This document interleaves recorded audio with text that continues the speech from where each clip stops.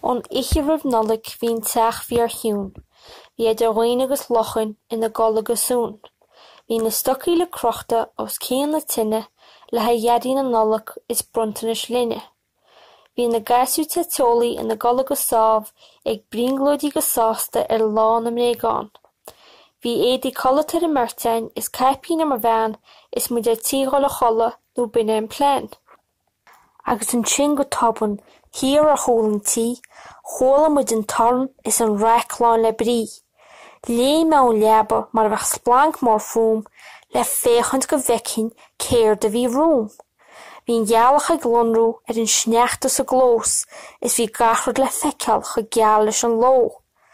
Agus meall ar mathúla ba huile ar fáin bheabhrán, ochtraon ar bheoga ag tarraint cádaín sleamhnán. Chonigh me seannear beag lia agus het ar a chloigeann, sin na Dheaidí na Nollag is dair I Leagan. Chonigh sodar agus fuadar faoi íana na man, nar a luise as animarú ina gceann is na gceann. A ghaisir, a ghansir, a fransir is a vixen, a chuimid, a hiúpid, a ghanid is a blitzen. In náirde san airlib, ar eiling go Gaeilge, in náirde go sciúpaí, ní númed le caile. Dheaidí siad an náirde is spéirgóm na hiche, mar a airín dilogaí na Dheaidín an ghuiche. In náirde sa spéirló le na gádaín sleamhnán, inar a Dheaidí na Nollag agus a bhála bréagán. Ní raibh go chóla me thuas as mo chéan, bóla is rébo an náirde an díon. Gún me inniug is chas mer mo hála, agus búd as mo chóir an fearrthain an bhála. Bhí colla bra dhearagaid ó chlóis go dribal, a bhí mílte le súí agus cosa le giobal.